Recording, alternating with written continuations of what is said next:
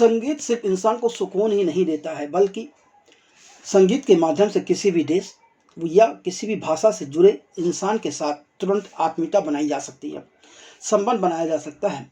संगीत के माध्यम से अपनापन बहुत जल्दी पैदा हो जाता है। मशहूर संगीतकार मधुर पर्वल फोक संगीत व फोक म्यूजिक इंस्ट्रूमेंट के माध्यम से सिर्फ भारत के विभिन्न राज्यों के फोक म्यूजिशियन ही नहीं, बल्कि उन विदेशी फोक म्यूजिशियन के भी काफ़ी करीब हैं जिन्हें हिंदी व अंग्रेजी भी नहीं आती, जो सिर्फ अपने देश की भाषा में ही बात करते हैं। मसलन टर्की।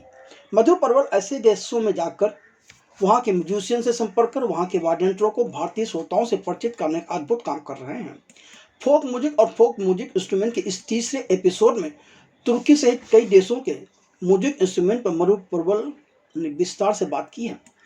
इससे पहले 2 एपिसोड में मधुर पर्वल भारतीय फोक म्यूजिक इंस्ट्रूमेंट को लेकर ढेर सारी रोचक जानकारियां दे चुके हैं, जिनके लिंक हम यहाँ नीचे दे रहे हैं। मधुर पर्वल जी, फिल्मी संगम चैनल पर आपका स्वागत है। नमस्ते जी, धन्यवाद। आप बंगाल गए, पंजाब गए, क्यों गए थे? हाँ, जैसे ये ट्रैवल शुरू हो गया अलग अलग, तो हर एक जगह पे जब मैं पहुंचता था तो मुझे एक चीज कॉमन थी जो नोटिस हो गई, और वो ये थी कि जैसे किशन जी के बच्चे हैं जो आगे रावणात्ता नहीं बजाना चाहते। अच्छा। जैसे बाउल कम्युनिटी की अगली पीढ़ी जो है वो ये बाउल गान बाउल संगीत करना नहीं चाहती है। जैसे पंजाब के फोक आर्टिस्ट ट्रेडिशनल आर्टिस्ट है, या फिर कोई अलग अलग स्टेट्स के, आसाम के है जो, तो मुझे एक चीज नोटिस होगी कि काफी सारे रीजन्स में या काफी सारी जगहों पे ये जो अगली पीढ़ी की जो फोक आर्टिस्ट है, मतलब जो बच्चे हैं अगली पीढ़ी के, वो उनका जो फोक ट्रेडिशनल आर्ट है वो कंटिन्यू नहीं करना चाह रहे। उसका रीजन ये है कि आज ये जो सेलफोन है और इंटरनेट है ये हर गांव गांव पहुंच गए। तो पहले हुआ यूं करता था कि फोक मतलब बेसिकली एक कम्युनिटी के, एक सोसाइटी के लोग, जिसे हम folks, hi folks, how are you, तो इधर से बेसिकली फोक का जो मतलब है, जैसे अपने लोकगीत, लोक संगीत, लोक कला, ये जो फोक आर्टिस्ट हुआ करते थे, ये कहाँ से फोक गाने बने या फिर फोक लोर्स बने, फोक आर्ट बना है। तो शाम के टाइम अगर सब इकट्ठा हुए तो टाइम पास करने के लिए कुछ नहीं है, तभी ना लाइट ज्यादा नहीं गांव गांव में थी, ना फोन तो दूर की बात है, कुछ एंटरटेनमेंट का सोच नहीं। तो फिर क्या किया, वहां पे जो पेड़ थे, जो मतलब जो जिस प्रकार के जैसे स्किन्स मिलते थे या फिर लकड़ा जो होता था उससे बने हुए इंस्ट्रूमेंट है, वो इंस्ट्रूमेंट्स ने हर एक रीजन को, हर एक जगहों को, हर एक राज्यों को उस राज्यों का म्यूजिक दे दिया।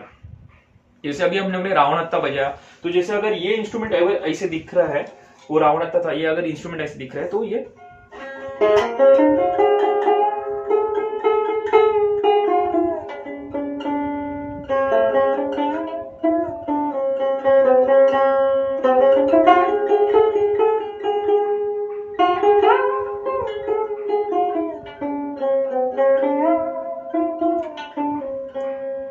इसका एक अलग फील है। अब ये कैसे हो गया, ये जो लकड़ा वहां पे है, वो लकड़े में जो चमड़ा चढ़ा है उसका शेप ले लिया, इस प्रकार के जो स्ट्रिंग तभी अवेलेबल थी वो चढ़ा के बना दिया, तो ये 2 तरह बन गया। अभी 2 तरह, ये बंगाल स्टाइल का हो गया, आसाम में मिलता है वो 2 तरह अलग होता है, ये मेघालय का 2 तरह है। तो मैंने एक चीज ऐसी नोटिस कर दी कि काफी सारे जगहों तक ये जो सोर्स ऑफ एंटरटेनमेंट है मोबाइल द्वारा पहुंच चुका है। इसके लिए ये उनकी जो अगली पीढ़ी है उसमें आना नहीं चाहते। तो कहीं ना कहीं ये अपने देश की संस्कृति या लोक कला, लोक जैसे ये लोकगीत है, ये साज है, फिर ये धीरे धीरे खत्म होते जाएंगे, मतलब ये कम होते जाएंगे, क्योंकि अगर कोई बजाने वाला है नहीं तो बनाने वाला रहेगा नहीं, बनाने वाला है नहीं तो वाद्य मिलेंगे नहीं, तो ये तो खत्म होने वाले हैं। अब मुझे एक चीज ऐसी रियलाइज होगी, अगर आप मुझे पूछोगे तो सच में क्या वाद्य या फिर ये गाने या फिर ये जो कला प्रकार है खत्म हो रहे, तो मैं कहूंगा कि मुझे ऐसा लगता है कि कला प्रकार नहीं है एक्चुअली, सच में तो मानव जाति के लोग, हम लोग जो है संप्रदाय के, हम अब खुद को खत्म करते जा रहे हैं। कला यही रहने वाली है, कला कहीं नहीं जाने वाली है, कला तो वैसी ही रहेगी, बट हम लोग अपना खुद का नुकसान कर रहे हैं इसी चीज में। तो मुझे ऐसा लगा कि अगर मैं रावणात्ता सीख सकता हूँ, मैं बाउल इंस्ट्रूमेंट्स, बाउल लोगों से गाने उनके सीख सकता हूँ, उनके इंस्ट्रूमेंट सीखता हूँ, मैं आसाम जाके फिर पेपा सीख सकता हूँ, बिहू का ढोल सीख सकता हूँ, बिहू के गाने सीख सकता हूँ, मैं पंजाब से। तो मुझे लगा कि फिर यार मैं अगर कर सकता हूं तो और लोग भी कर सकेंगे, सिर्फ उनको अब मुझे जोड़ना है ये लोगों से। तो फिर इसी चीज के लिए मैंने फोक्सवैगन जो प्रोजेक्ट बना के काम उसका शुरू कर दिया कि ये सीख के आऊंगा, आके लोगों को सुनाऊंगा, तो लोगों को अच्छा लगे तो उनको मैं मतलब क्या बोलते हैं, एक इंस्पायर करने की कोशिश करूंगा कि आप लोग भी शुरू करिए जितना हो सके। करेक्ट। कि फोक म्यूजिक आप जाइए तो इससे दोनों तरफ के लोगों को फायदा होगा। एक तो जो भी सीखने की कोशिश करे, और दूसरे जो है वो बेचारे जो रास्ते पे बैठ के आज बजा रहे हैं, क्योंकि उनको कोई असली उनकी जो वैल्यू है कोई उनको महसूस करके देने नहीं चाह रहे। जैसे अभी कई लोगों को ये शायद बहुत गलत लगेगा, ऑर्गेनाइजर लोग ऐसे होते हैं कि ये आर्टिस्ट को लोगों तक पहुंचने नहीं देते, संपर्क होने नहीं देते। तो ऑर्गेनाइजर लोग ये लोग को आर्टिस्ट को शोज तो करवाते हैं, बट आर्टिस्ट तक क्या पहुंचता है, कुछ नहीं पहुंचता है। तो मुझे लगा कि अगर ये लोग ही डायरेक्टली आर्टिस्ट तक पहुंचे तो आर्टिस्ट की जो अगली पीढ़ी है वो भी थोड़ी इंस्पायर हो जाए, उनको थोड़ा मोटिवेशन मिले कि अपने को करना है, क्योंकि लोग अभी अपने को रिस्पेक्ट दे रहे हैं अपने आर्ट फॉर्म को। तो इसी चीज के लिए फिर मुझे लगा कि जितना हो सके, भले 0.01% भी हो, अपने को कोशिश करनी है। फिर मैंने वो इसी चीज के लिए फिर अलग अलग राज्यों में जाके जितने आदिवासी लोग हैं, जो आदिवासी आर्टिस्ट है, ट्राइबल म्यूजिशियंस हैं, ट्रेडिशनल म्यूजिशियंस है, उनसे फिर मुलाकात करने शुरू की। फिर पहले क्या होता है कि इसके जैसे बनाने वाले आर्टिस्ट जो है, जैसे लूथियर्स बोलते हैं जिसको ये इंस्ट्रूमेंट बनाते हैं, वो भी बहुत कम है। तो इंस्ट्रूमेंट मिल नहीं पाते हैं, तो उनके पास जो अगर पहले के उनके 4 इंस्ट्रूमेंट है या 3 इंस्ट्रूमेंट है, जो उसमें से 2 ही यूज कर रहे हैं, एक बड़ा हुआ है घर में, तो अगर मैं उनको बोलूंगा ना कि मैं आपको पैसा देके खरीदना चाहता हूँ, तो भी वो बेचने वाले नहीं है, क्योंकि वो जो इतने सालों से उनके जो रिवाज है, रीति रिवाज है, इनको भगवान जैसे मानते हैं इंस्ट्रूमेंट्स को। तो जब तक उनको ये विश्वास नहीं होता कि ये बंदा अगर इसको लेके जाता है और उसकी बिल्कुल हमने जैसे उसकी केयर की है, जैसे संभाला है, वैसे संभालने वाला अगर कोई, तब तक वो देते भी नहीं है। आप उनको 2 गुना पैसा दो, 3 गुना पैसा दो, कोई फर्क नहीं पड़ता है। तो उस चीज का उनके साथ ट्रस्ट बढ़ाने के लिए मुझे उनके साथ रहना पड़ता है। तो फिर मैं 10 दिन, 15 दिन, 20 दिन गाँव में रहा हूँ, जंगलों में रहा हूँ, आदिवासी लोगों के साथ मैंने मुलाकात करके उनसे सीखने की कोशिश की है, जहाँ पे लैंग्वेज बैरियर्स भी होते हैं, बट म्यूजिक जैसे वो यूनिवर्सल लैंग्वेज है बेसिकली। तो मुझे ऐसा लगता है कि एक चीज की वजह से कनेक्शन बढ़ जाता है उनके साथ रह के। मेरा 2 चीज ऐसे कि एक तो म्यूजिक के इंस्ट्रूमेंट के बारे में जानकारी, वो तो है, उनका दिन क्रम कैसे है, उस दिन में क्या करते हैं सुबह से लेकर रात तक, उनका खाना बनाने का ढंग कैसे है, उनका बाकी का सब दिन कैसा गुजारा जाता है, और उनकी भाषा मेनली कैसी है। अभी मैं कल परसों में एक हमारा कार्यक्रम था जहाँ पे मैं कुछ बांग्ला गाने गीत गा रहा था। तो जब मैं साउंड चेक कर रहा था तो मैं बांग्ला में गाने जैसे अरे पीरिति का ठाले रे आठा, वो आठा लागले पोरे छारबे ना, गोले माले पीरी कोरोना, ऐसे में कुछ गा रहा था मान। तो वहां पे कोई लाइट्स या कोई अलग डिपार्टमेंट से लोग थे, वो मेरे साथ बंगाली में बात करने शुरू हो गए। अच्छा। अब चीज ऐसी है कि मैं गाने तो गा लेता हूँ सीख के, और मैंने लैंग्वेज का डिक्शन पकड़ लेता हूँ लोगों के साथ वहां पर रह के, बट मैं पूरी भाषा बात नहीं कर सकूंगा शायद। तो मैंने उनको कहा यार मैं तो यहाँ से हूँ, मैं अरे वो बोले क्या मजाक कर रहे हो, अभी तो आप गा रहे थे बांग्ला इतना बढ़िया। बोला नहीं मैं गा लेता हूँ। तो वो मैं ये समझता हूँ, पावती समझता हूँ कि अगर वो लोगों के साथ मैं एक ग्रुप के साथ, एक लोगों के साथ, कोई लोकल लोगों के साथ 10-15 दिन रह जाता हूँ, तो उनकी जो बातचीत होती रहती है वो हमेशा कान पे पड़ती रही बेसिकली। तो उसी चीज की वजह से मेरा जो प्रोनाउंसिएशन है उनकी भाषा का, आसमीज हो, बंगाली हो, गुजराती हो, राजस्थानी मारवाड़ी हो, केरला की, तो वो उसी चीज की वजह से मुझे फायदा होने लग गया। तो मैंने सोचा कि अगर हम लोगों को कुछ करना है, लोगों तक पहुंचाना है, तो वो सही ढंग से पहुंचाना होगा। ऐसे नहीं हुआ कि मैं वहां का म्यूजिक 2 दिन में सीख लिया और कुछ भी गा रहा हूँ, शब्द इधर के उधर करके गा रहा हूँ, वो लोग सुन रहे हैं, तो जो लोग सुन रहे हैं वो गलत सुन के फिर मेरी जो, क्योंकि ये पास ऑन कर रहा हूँ ना मैं कुछ, तो गलत चीज पास नहीं करनी है कभी।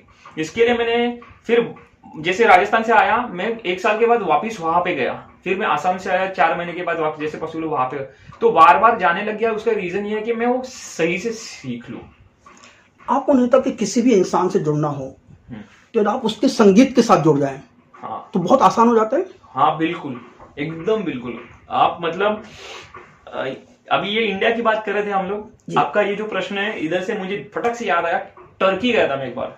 अब टर्की में ना इंग्लिश बोल सकते हैं वो लोग, और हिंदी तो है नहीं, तो उनकी जो टर्किश लैंग्वेज है ना, वो टर्किश लैंग्वेज ही बात करते हैं। तो उनसे बात करने के लिए जो गूगल ट्रांसलेट, अभी तो आ गया गूगल ट्रांसलेट, कि हम लोग हिंदी में बात कर तो वो इंग्लिश कर दे, कोई भी लैंग्वेज कर दे।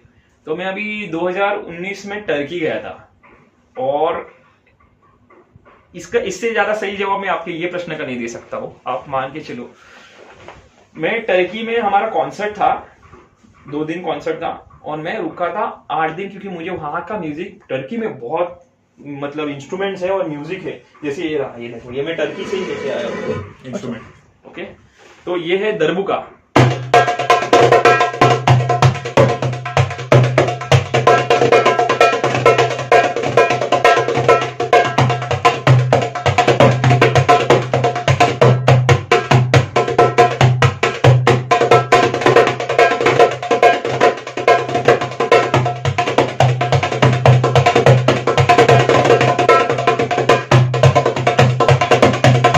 तो अभी ये जो मैं इसमें बीट्स बजा रहा हूँ, करना पड़ेगा। हाँ, ऐसा चलेगा? चलेगा।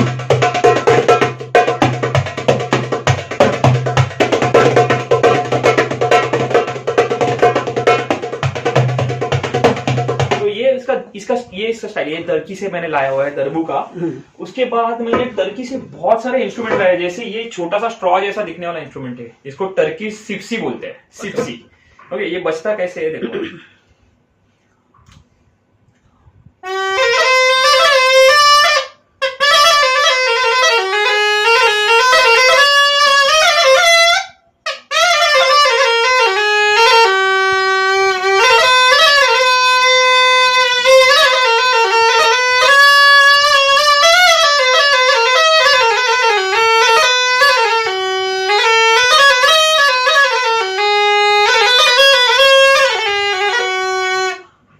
तो ये ऐसा इतना छोटा स्ट्रॉ जैसा दिखने वाला इंस्ट्रूमेंट है, ये बज रहे हैं टर्की से।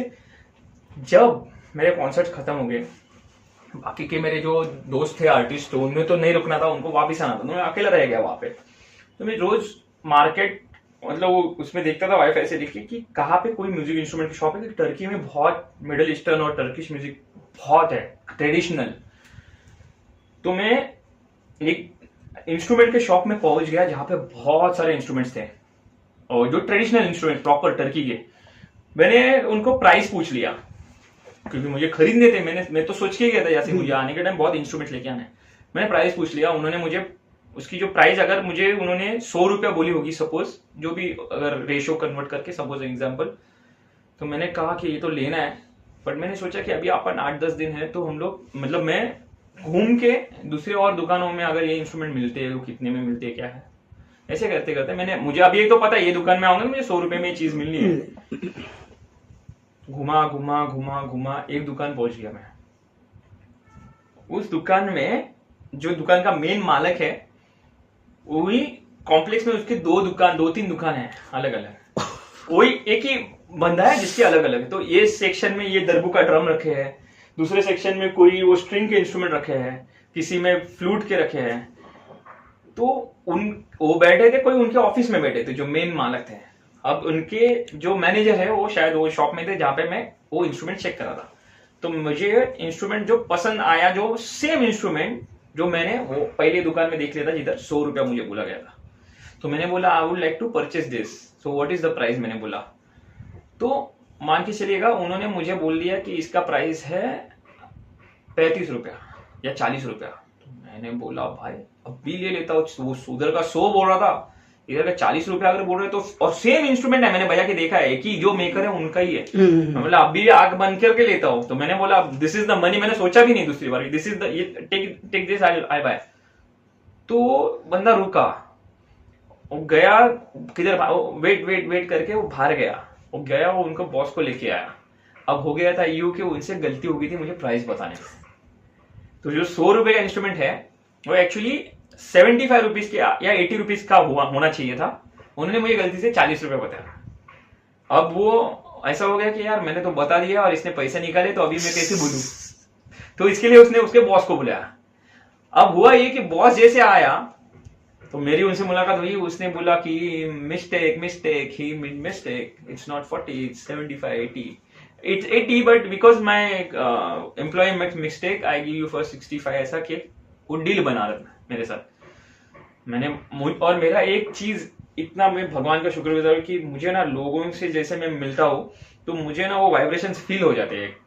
जैसे भी कोई भी किसी से भी मिलता हूँ ना तो मुझे पता है कि इनके साथ अगर मेरी दोस्ती होनी है ना तो लाइफ लाइन चलेगी, ये मुझे पहले से पता चलता है, पता नहीं कैसे, बट वो वाइब्रेशन फील कर पाता हूँ बेसिकली। तो वो जो बंदा था मेरे साथ बात कर रहे थे, जो ओनर थे वो शॉप के, वो मुझे बहुत अच्छे वाइब्रेशन, मतलब अच्छा एक फीलिंग आ गया।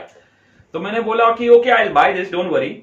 मैं समझ सकता हूँ, मतलब मुझे पता चला था उनसे गलती हो गई थी जेन्युइनली, क्योंकि वे अगर 100 रुपया बोल रहे 40 कैसे हो गया ना। तो मैंने बोला कि मुझे पता है, तो मैंने बोला कि मुझे ना आपसे मतलब आई वांट, ट्रांसलेट पे ही बात कर दो, उनके इंग्लिश नहीं है, मुझे टर्किश नहीं है।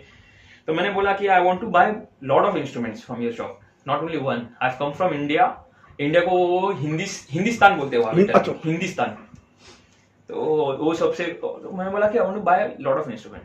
और मेरा एक 2017 में नेशनल एंथम का, अपने इंडियन नेशनल एंथम का मैंने करीबन 29 इंस्ट्रूमेंट्स यूज करके उस टाइम, और उसके बाद मैंने उसका एक वर्जन बनाया था हिस्ट्री चैनल का, उसमें 32 इंस्ट्रूमेंट्स यूज करके एक वीडियो बनाया था, जो इतना वायरल हो चुका है आज तक कि उसके कलेक्टिव व्यूज लोगों ने डाउनलोड करके अपने चैनल से डाले हैं। उसके कलेक्टिव व्यूज जो है उसकी गिनती नहीं है मेरे पास, वो बिलियन क्रॉस कर चुके हैं ऑलरेडी, कुछ तो बहुत सारे मिलियंस, मतलब लोग मुझे टैग करते रहते। तो वो मेरे वीडियो, उनको बोला कि मैं आपसे इंस्ट्रूमेंट तो बहुत खरीदूंगा, मेरे आपसे अब दोस्ती होगी समझ लो, मुझे आपको कुछ दिखाना है। मैंने वो नेशनल एंथम का, इंडियन नेशनल एंथम का वीडियो उनको दिखाया। अच्छा। उनके लैपटॉप का स्क्रीन पे, ऑफिस का जो वो शॉप का था उसके स्क्रीन पे दिखा उनके। मान के चलिएगा जैसे उन्होंने वो वीडियो देखा नेशनल एंथम का, वो उनके जो कॉम्पिटिटर्स शॉप रहते हैं ना, जैसे अभी मेरा गिटार का शॉप है मेरे बाजू में, और कोई ब्रांड का गिटार का शॉप है, मान के चलिएगा वो बंदा मुझे वो कॉम्प्लेक्स में जितने भी म्यूजिक के इंस्ट्रूमेंट के शॉप थे ना, हर एक इंस्ट्रूमेंट के शॉप में लेके गया, भले उसके कॉम्पिटिटर्स हो बंदे मुझे हर एक शॉप में लेके गया। उन्होंने मेरी इंट्रोडक्शन ही दे दी वो वीडियो दिखा के सब शॉप वालों को, और हर एक शॉप वालों ने मुझे एक एक इंस्ट्रूमेंट गिफ्ट दिया है। क्या बात, लिटरली कह रहा हूं, मतलब वो इसमें अभी मैं दिखाऊंगा, ने करके इंस्ट्रूमेंट है, और उनसे मैंने खरीदे भी हर, पर उन्होंने मुझे कुछ इंस्ट्रूमेंट की वजह से, वो रूजिन होता है, वो प्लेक्ट्रम होते हैं, ये गिफ्ट में दी है, किसी ने मुझे वो फ्लूट दी है गिफ्ट में, इसने मुझे जो बोला था पहले कि 70 करूंगा, उसने वापस मुझे 50 किया है वो इंस्ट्रूमेंट का, मतलब जो प्राइस, और बहुत सारा डिस्काउंट दिया। वो एक अलग दोस्ती बन गई, लिटरली कह रहा हूं मैं। 10 मिनट में सिर्फ एक नेशनल एंथम का, जो 1.5 मिनट का भी नहीं, 1 मिनट का वीडियो है जो मैंने बनाया था।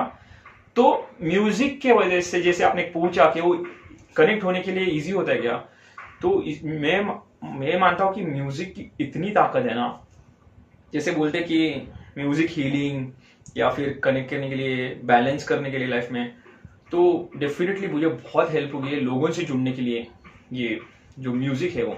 और फिर उनसे मैंने बहुत सारे इंस्ट्रूमेंट्स लेके मैं टर्की से वापस इंडिया आ गया, और आज तक मान के चलिएगा हम लोग अभी भी टच में है। वो जो मेन जो ओनर थे वो शॉप के, जिन्होंने मुझे सबसे मिला, वो आज तक मेरे साथ टच में है। उनके साथ मैंने काफी जैम किया उधर के इंस्ट्रूमेंट्स। तो एक और चीज ऐसी है कि अगर ये उनका इंस्ट्रूमेंट है, जैसे मैं ऐसे बजा रहा था इधर रख के, तो ये अफ्रीकन एक जेम्बे होता है जो ऐसे बजाया जाता है यहाँ पे पैर में रख के।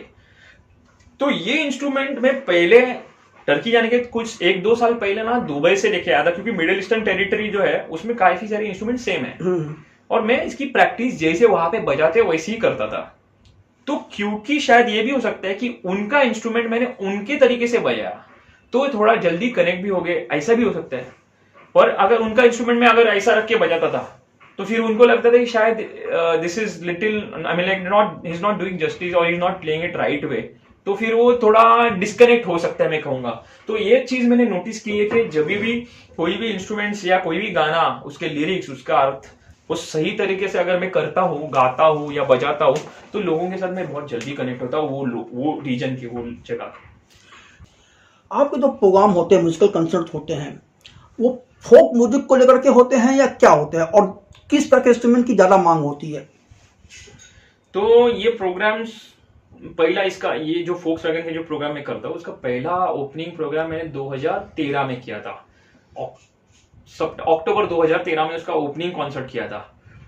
पहले दिन से आज तक मेरे को एक ही चीज, मतलब हम लोग ने नोटिस की है, मुझे ऐसा पर्सनली लगा कि एक तो गाने हम अलग अलग भाषाओं में गाते हैं, तो भले लोगों को भाषा समझ में नहीं आ रही हो, और वो गानों के साथ हम लोग ऑथेंटिक इंस्ट्रूमेंट्स भी बजा रहे हैं, तो एक सोनिक मतलब ऑडियो ट्रीट के साथ एक विजुअल ट्रीट भी लोगों को मिल रहा है देखने के लिए।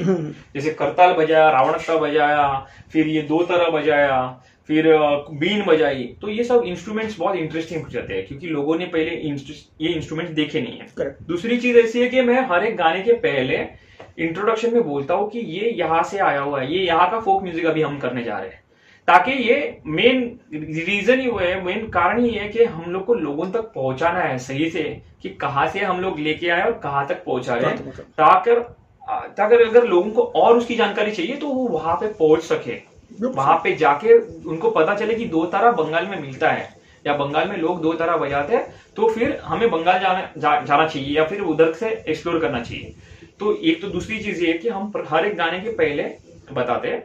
और जैसे आपने पूछा कि ये कॉन्सर्ट ज्यादा फोक म्यूजिक के बारे में होते हैं, क्या होते हैं, तो हम इसे कहते हैं folk music, Volkswagen a journey through Indian folk music and a lot more. अब ये लॉट मोर में क्या होता है, क्योंकि मेरा जो म्यूजिक का जिसे अभ्यास जो स्टडी था वो हुआ शुरू गिटार से। तो वेस्टर्न म्यूजिक मैंने बहुत एक्सप्लोर कर लिया था जब मैं फोक म्यूजिक जब सीखने चालू किया उसके पहले से। तो हमारे कॉन्सर्ट में सिर्फ फोक म्यूजिक नहीं था, बट 70 से 80% फोक म्यूजिक होता है। और आज तक टच वुड, आज तक लोगों ने उसको इतने अच्छे से एक्सेप्ट किया है कि लोग, अगर हम वो 70% के बाद अगर कुछ वेस्टर्न बजाए ना, तो लोग एक्सेप्ट करते हैं, लोगों को वो भी अच्छा लगता है, बट लोग मांगते हैं कि आप फोक म्यूजिक और ज्यादा बजाओ। क्योंकि एक दो चीज है कि हम लोग वो ऑथेंटिसिटी से सीख रहे हैं। अभी जब मैंने इतना टाइम गुजारा है आर्टिस्ट लोगों के साथ, tribal artist, traditional artist, folk artist, तो मैं कोशिश मेरी यही रहती है कि डायरेक्शन करने के टाइम एक्ट की कि वो जैसे बजता है ना वैसे ही बजना चाहिए, ताकि लोगों को असली उसका कलर फील क्या है, ऑथेंटिक साउंड क्या है वो पता चले। फिर हम लोग फ्यूजन भी करते हैं उसका, जैसे ये इंस्ट्रूमेंट को लेके किसी ड्रम के साथ बजाया, कुछ और कीबोर्ड के साथ, कुछ वेस्टर्न इंस्ट्रूमेंट के साथ फ्यूजन किया, तो लोगों को पता भी चले कि ये इंस्ट्रूमेंट ब्लेंड कैसे हो रहा है, तो वो इंटरेस्ट बना रहता है लोगों में। और फिर बीच में ऐसे कोई गाने रहते हैं जो पॉपुलर है, वो भी एक दो गाने कर लेते हैं। और किसी इंस्ट्रूमेंट को बजा के दिखाना चाहते हैं, उसमें बात करना चाहते हैं, कोई इंटरेस्टिंग है? हाँ, जैसे अभी ये इंस्ट्रूमेंट है, सपोज अभी ये इंस्ट्रूमेंट जो है, ये आप देख रहे हो, सेम फैमिली से बिलोंग करता है। ये इसको नेटिव अमेरिकन फ्लूट बोलते हैं। अच्छा। तो धीरे धीरे जैसे मैं 2012 से जैसे मैंने स्टडी शुरू किया, इसका रिसर्च शुरू किया अलग अलग इंडियन फोक इंस्ट्रूमेंट्स का, जो हम लोग ने अभी तक देखे हैं, तो वैसे मैंने सोचा कि यार अब अगर हम इंडियन फोक इंस्ट्रूमेंट स्टडी कर सकता हूँ, तो धीरे धीरे मुझे ऐसा लग रहा है कि बाहर के देशों के भी इंस्ट्रूमेंट्स स्टडी करने चाहिए। तो फिर धीरे धीरे मैंने, जैसे ये नेटिव अमेरिकन जो रेड इंडियंस बोलते हैं, जो अमेरिका के एक्चुअल स्थायिक जो लोग थे, ट्राइबल्स, उनके इंस्ट्रूमेंट्स है। ये जंगल में बजती है, मतलब उन जो जंगल में रहते हैं क्योंकि वो ट्राइबल्स। तो ये ऐसा इंस्ट्रूमेंट है। इसमें आप देखोगे दो फ्लूट्स है जो एक ही इसमें बने हुए हैं। तो इसमें एक ही साइड में होल्स है जिसके अलग अलग सुरों के, ऐसे।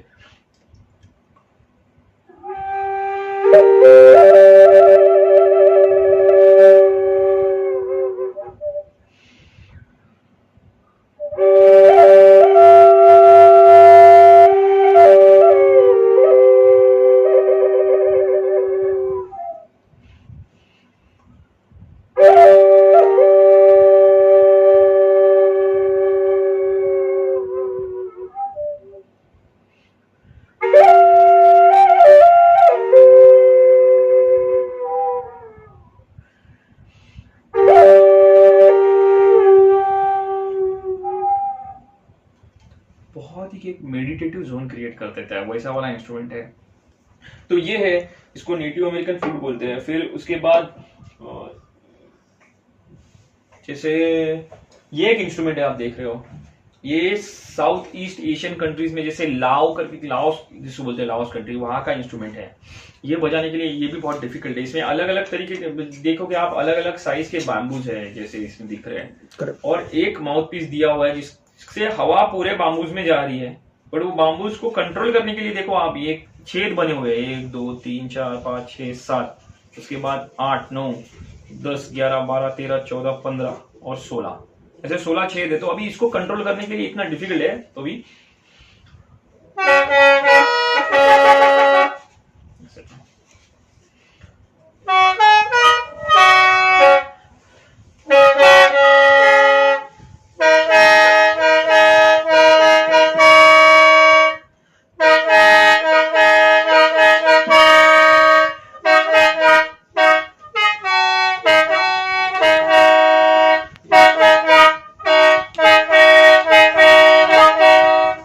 तो सिर्फ फूक के और खींच के मारना, मतलब बहुत, ये जैसे ये करोगे तो प्राणायाम करने का जरूरत नहीं है, ऐसा मैं कहूंगा। ये है। उसके बाद ये इंस्ट्रूमेंट है, जैसे अपने पास सपेरो लोग बीन बजाते हैं, जैसे मैंने कहा था वीरासन में, वैसे ये इंस्ट्रूमेंट जो है ये ओरिएंटल इंस्ट्रूमेंट है। अच्छा। चाइना और आजू बाजू के देशों में बजाया जाता है इसको।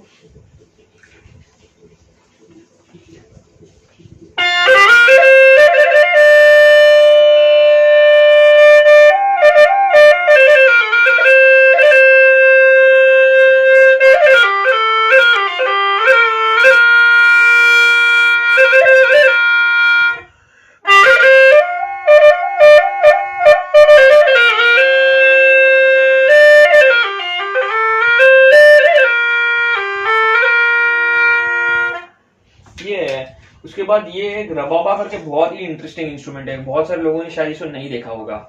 ये बजता है जो पहले की, जो अभी दुबई उबे जो इसे अभी तो डेवलप हुआ है, पर पहले वहां पे बहुत बड़ा स्ट्रेच डेजर्ट था, तो वहां के जो नोमैडिक ट्राइब्स थे उनका इंस्ट्रूमेंट है ये। अच्छा।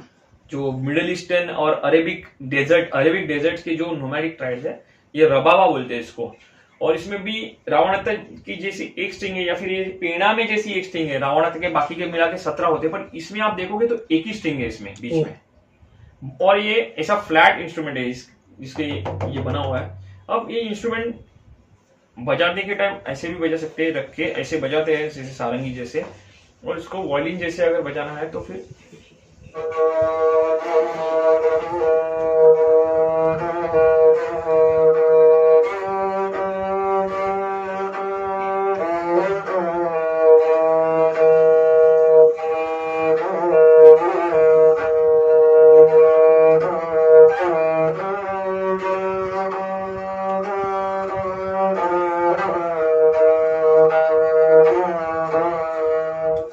सिंगल स्ट्रिंग इंस्ट्रूमेंट है, बट बहुत डेप्थ है मैं कहूंगा इसमें। इसको मैंने अभी एक फिल्म की है घात नाम की, उसमें मैंने कुछ थीम्स जो बना है, ये सिंगल स्ट्रिंग का जो इंस्ट्रूमेंट है उससे ही बने हुए हैं। और वो मतलब बाकी उसके साथ इंस्ट्रूमेंट्स बज रहे हैं सही, बट इस मतलब जैसे कहते हैं कि एक स्ट्रिंग है इसमें, जैसे कोई छोटा और बड़ा नहीं होता है, ये सीख मिलती है जैसे कि एक स्ट्रिंग हो या 10 स्ट्रिंग हो, जो हर एक अपना अपना काम सही तरीके से करेगा तो सब बढ़िया होने होंगे। वो वैसे मैंने सीखा है इसमें से। मैंने एक चीज नोट की कि जितने भी इंस्ट्रूमेंट बजाना है उसमें कहीं ना कहीं आपकी श्वास की बहुत बांध के रखना होगा, तो क्या वो कोई प्रैक्टिस करते हैं या मेडिटेशन करते हैं, कैसे आती है वो चीज आपके अंदर? एक चीज जरूर है कि कुछ कुछ इंस्ट्रूमेंट बजाने के लिए जैसे सांस का वो रोक के रखना या फिर लंग्स का एक्सरसाइज होता है, वो बहुत जरूरी है। और वो तो हम लोग अलग अलग उसके एक्सरसाइज होते हैं, जैसे बहुत मतलब ब्रीदिंग की, जैसे वो प्राणायाम जो योगा में होता है, वन टाइप ऑफ एक्सरसाइज ही आपके लंग्स के लिए, इंटरनल के लिए। तो मुझे बेनिफिट होता है क्योंकि मैं रोज स्विमिंग करता हूँ। अच्छा। मेरा daily activity for fitness is swimming, और ये मैं कितना भी काम हो, कितना भी थका हो, कुछ भी, तो मेरा दिन का एक 45 मिनट्स का स्विमिंग का टाइम जो है वो हफ्ते में 6 दिन वो बना ही रहता है। तो वो स्विमिंग करने के टाइम में क्या करता हूँ, पानी के नीचे जाता हूँ, ऊपर सांस लेके पानी के नीचे जाके सांस रोक के रखता हूँ जितना हो सके, क्योंकि फिर वो एक्सरसाइज से मेरी लंग की कैपेसिटी जो है वो बढ़ती है, ताकि ये सब जो इंस्ट्रूमेंट्स में बजाने के टाइम जब बजाओ तो उसके लिए वो थोड़ा लंग्स की अगर कैपेसिटी आपकी इंटरनल ब्रीदिंग मतलब रोकने की ज्यादा हो, ऑक्सीजन रिटेन करने की, तो आपके लिए अच्छा है। दूसरा एक चीज ऐसा है, एक साइंटिफिकल है कि जितना आप काम रहोगे, जितना आप स्वस्थ और स्थिर रहोगे, उतना आपका जो बॉडी का ऑक्सीजन रिटेंशन है वो ज्यादा होता है। करेक्ट। वो नहीं होगा अगर आप पैनिक हो जाओगे या फिर आप तो कुछ सोचोगे कि मेरा श्वास रुका हुआ है, तो आपका कार्बन डाइऑक्साइड ज्यादा जल्दी प्रोड्यूस कर देगा जो आपने एयर लिया हुआ है, फिर आपका बॉडी अनकंफर्टेबल हो जाए। तो वो एक एक्सरसाइज टाइम से होता है, और प्रैक्टिस जैसे रियाज, कुछ तबला बजाने का रियाज हाथों का जो है बजा के होता है, वैसे ये फूक वाले इंस्ट्रूमेंट्स बजाने का रियाज जो है वो ये अलग अलग एक्सरसाइजेस से मैं कर लेता हूँ। एक चीज और है, जितने इंस्ट्रूमेंट हैं या तो लकड़ी के बने हुए हैं, कहीं ना कहीं चमड़ा यूज किया गया है, तो इनको जो सुरक्षित रखना है, प्रिजर्व रखना है, वो कैसे करते हैं, क्या मेथड है आपका?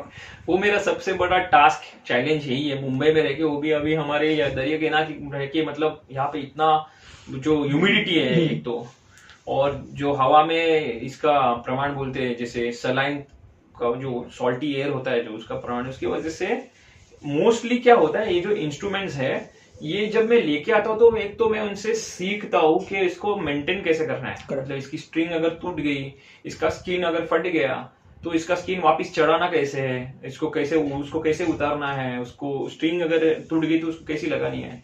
ये कठिन काम है, पर मैं उनसे सीख के ही आता हूँ। जब मैं उनके साथ 15-20 दिन रह रहा हूँ वहां पे, तो यही करता हूँ कि ये सब चीज कैसे कर रहे हो लोग। तो एक तो वो, दूसरा चीज इसको टेम्परेचर थोड़ा कंट्रोल में रखना बहुत जरूरी है। और दूसरा चीज मेरे इंस्ट्रूमेंट्स को मतलब किसी को हाथ लगाने को ज्यादा मैं मतलब परमिशन नहीं देता हूँ ऑनेस्टली, क्योंकि इसका एक जो बोलते हैं ना, एक मतलब इनको संभालने का जो एक क्या बोल सकते हैं, जैसे कि क्यों इतना इंपॉर्टेंस है या क्यों वो बहुत जरूरी है, सिर्फ मैं समझ सकता हूँ। क्योंकि ये इंस्ट्रूमेंट्स अगर आप दुकान क्या कहीं पे जाके भी मिलाने की कोशिश करोगे तो आज मिल नहीं रहे, पहली चीज। दूसरी चीज, ये इंस्ट्रूमेंट्स मुझे अभी मैं 100 से ज्यादा इंस्ट्रूमेंट्स बजाता हूँ, सब जो इंस्ट्रूमेंट्स है, तो ये इंस्ट्रूमेंट्स मुझे प्राप्त करने के लिए काफी समय गया हुआ है। और वो समय क्यों गया है, क्योंकि जब तक मैं उनके साथ एक रिलेशन नहीं बनाता हूँ कि उनको नहीं ये महसूस हो कि ये अपने ही ट्राइब का एक बंदा है, तब तो वो इंस्ट्रूमेंट देते नहीं है, पहली चीज तो। और अगर देते भी है तो बहुत लिमिटेड इंस्ट्रूमेंट मेकर्स अभी बचे हैं। दुर्भाग्य ये है कि बहुत ही लिमिटेड जो मेकर्स है इंस्ट्रूमेंट बनाने वाले इंस्ट्रूमेंट में, वो बचे हुए हैं अभी, क्योंकि उनकी भी अगली पीढ़ी इसमें नहीं आना चाहती, क्योंकि उतना सेल ही नहीं है। तो अगर एक आधा इंस्ट्रूमेंट को कुछ हो गया तो वापस मिल पाएगा नहीं है, ये भी मुझे पता नहीं। तो एक चीज, और दूसरी चीज, इसको मैं एक, जैसे ये मेरा म्यूजिक रूम है, ये यूजुअली टेम्परेचर कंट्रोल रहता है। अच्छा। और इसके खिड़की विड़की ज्यादा मैं खोलता नहीं हूँ, ताकि डस्ट से अफेक्ट ना हो, एयर मॉइस्चर से अफेक्ट ना हो। और जैसे इंस्ट्रूमेंट्स का काम हो जाए फिर वो उनके जो कवर्स है वो कवर के अंदर चले जाते हैं, ताकि वो थोड़ा प्रोटेक्टेड रहते हैं। दूसरे ये हो गया स्किन वाले इंस्ट्रूमेंट का। दूसरे जो विंड वाले इंस्ट्रूमेंट जिसमें हम फूक बजा के मार के बजाते हैं, उसमें क्या होता है, ये बारिश वारिश के सीजन के टाइम में उसमें फंगस, बैम्बू होता है, लकड़ा होता है, तो वो गीला रह जाता है और बंद करेंगे उसमें फंगस लगने की बहुत चांसेस होते हैं। तो ये ख्याल रखना पड़ता है कि बजा के होने के बाद अगर शो के टाइम पे अगर डायरेक्ट पैक कर दिया, क्योंकि वो सूखने तक रुक नहीं सकते, तो पैक कर दे, तो दूसरे दिन या फिर वही रात को आया तो उसको खोल के एक तो रख के क्लीन करना है, या फिर दूसरे दिन खोल के उसका वो जो गीलापन है, वो मॉइस्चर है, गीलापन है, वो उसको ड्राई करना है। ये सब ख्याल रखना पड़ता है। मधुर प्रबल जी, फिल्मी संगीत से बात करने के लिए आपका बहुत बहुत धन्यवाद। धन्यवाद जी। मधुर प्रबल जी, फिल्मी संगीत से बात करने के लिए आपका बहुत बहुत धन्यवाद। धन्यवाद जी।